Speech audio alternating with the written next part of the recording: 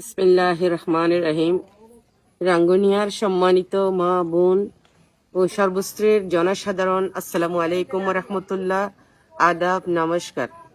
আপনারা অবগত আছেন যে ত্রয়োদশ জাতীয় সংসদ নির্বাচনে বাংলাদেশ ইসলামী ফ্রন্ট মনোনীত বৃহত্তর সুন্নি জোট সমর্থিত সংসদ পদপ্রার্থী অ্যাডভোকেট এম ইকবাল হাসান রাঙ্গুনিয়ার সকল ভোটারের ধারে ধারে সমর্থন আদায়ের চেষ্টা করে আসছেন।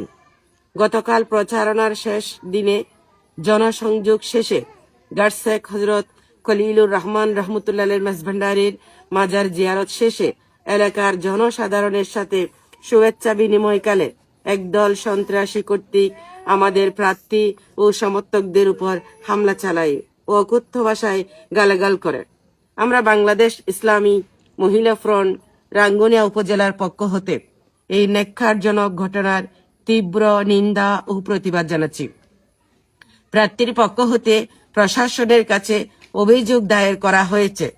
প্রশাসনের অনতিবিলম্বে উক্ত ঘটনার সাথে সংশ্লিষ্ট ব্যক্তিদের গ্রেপ্তারপূর্বক দৃষ্টান্তমূলক শাস্তির দাবি জানাচ্ছি। সেই সাথে সকল ভোটারকে ঘর থেকে ভোট কেন্দ্রে আসা যাওয়ার ক্ষেত্রে সর্বোচ্চ নিরাপত্তা প্রদানের জোর দাবি জানাচ্ছি এবং ভোটার ও এজেন্টদের হুমকিদাতাদের আইনের আওতায় আনার আহ্বান জানাচ্ছি।